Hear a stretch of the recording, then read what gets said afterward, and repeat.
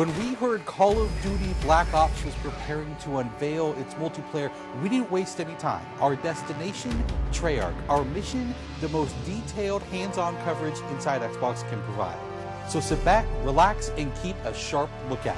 Every feature you hear about in this preview has never before been done in a Call of Duty game.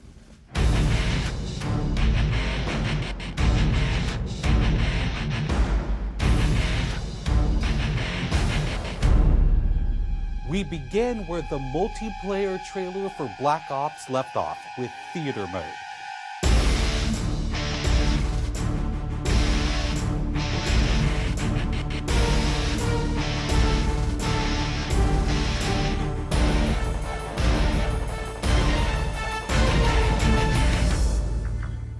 Dan Bunting explains.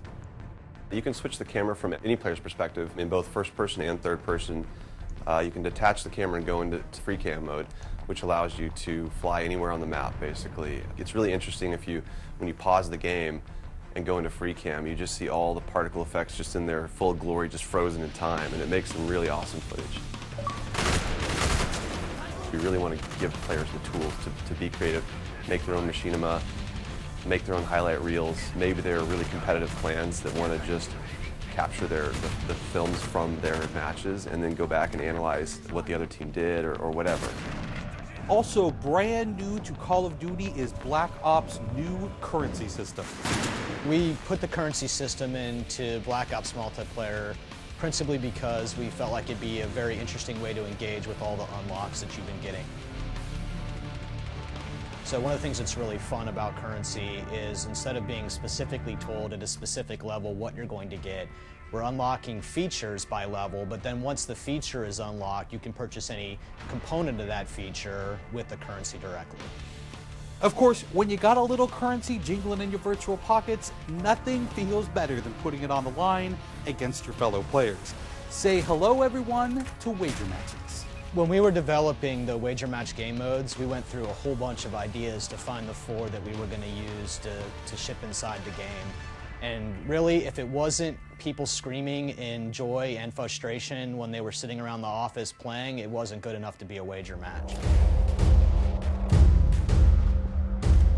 Wager Matches are all free-for-all modes, and they exist separately from the standard playlist.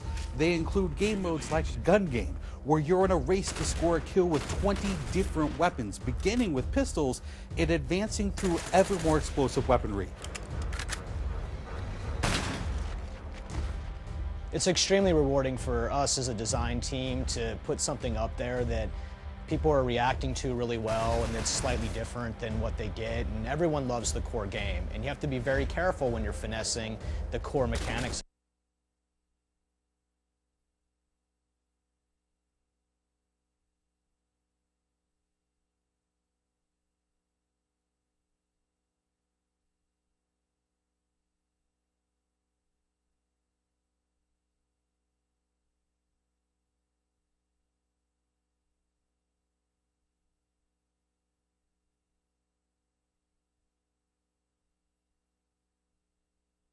But Wager Match just let us kind of get our creativity flowing and do some things that you're not normally used to, and then spin them up in unique ways and combine things in ways that you haven't seen before, that you never really thought of, and that wouldn't be appropriate for the core game, but are completely appropriate for Wager Matches.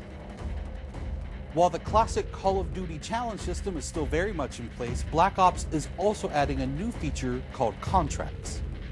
Right, so if you're using the contract system, you actually have to put up a little of your own currency in order for a bigger payday. And depending on the contract, some contracts pay XP, some pay more currency, some pay both. But they're all time limited, and it's game time limited. So you have to go to work to accomplish that contract within the time period in order to get paid. It's different from the challenges, in so much that the challenges some players like to use very aggressively, and they map out their path through the challenge system in order to maximize their XP gains, in order to level faster. And then a whole nother set of players uses the challenges sort of passively. They're there, when you get them they feel good, but contracts gives you a way to directly engage with the content inside the game. It says, hey, I'm an SMG guy, I want SMG based contracts, I'm going to chase my contract and I'm going to get paid. And that's fun.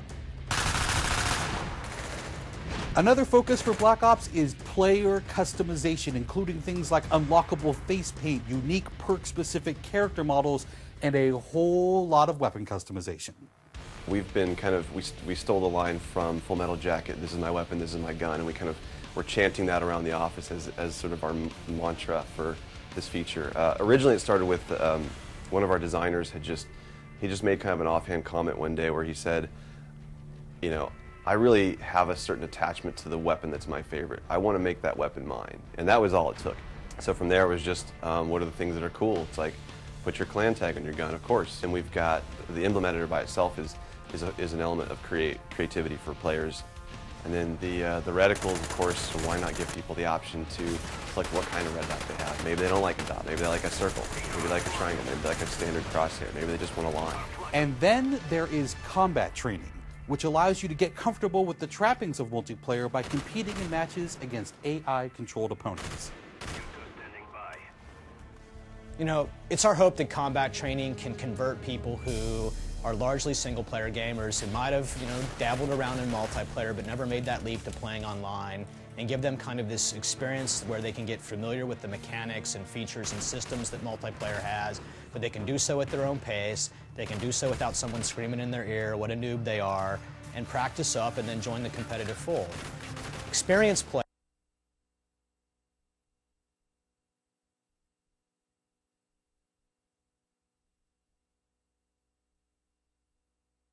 could use combat training to practice up on a particular weapon, a particular tactic, or a particular map.